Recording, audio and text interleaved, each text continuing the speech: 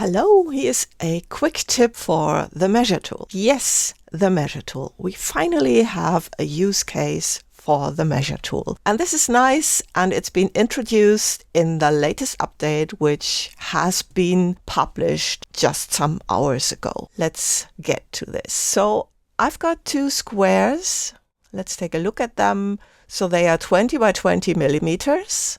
And currently they have a stroke but no fill. Let's get to how this works. So what you need is the info panel in here, and of course the measure tool, which is in here, down in a group with the eyedropper tool. So what you need to do is select the thing you want to measure, and then currently nothing will happen because this has no fill. You see in here when you select the measure tool that we've got this area down here. And we've got the highlight, but currently it's set to 0 because it has no fill. So let's change that first. I'm going to select the two and just exchange stroke and fill. And then we have two filled rectangles. I'm just going to select one of them. Let's go to the measure tool again. And then you see this is the measure.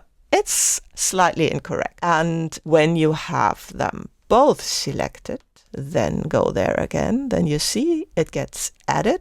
But now what you can do is hold down the shift key and click here to exclude things from the measurement. I'm going to click here to exclude that as well, and then you can include again something. And you see there's also a slight highlight, so you see what gets selected. Let's take one of them, and I'm going to draw a rectangle on top, and let's select the two and make a compound path like this.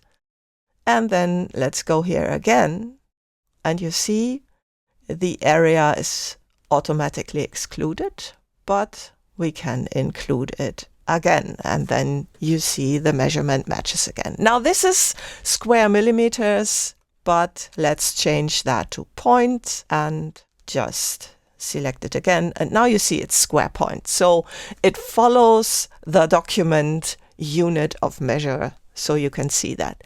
If you want to measure text, you first have to outline it. So that's the important feature of the latest update.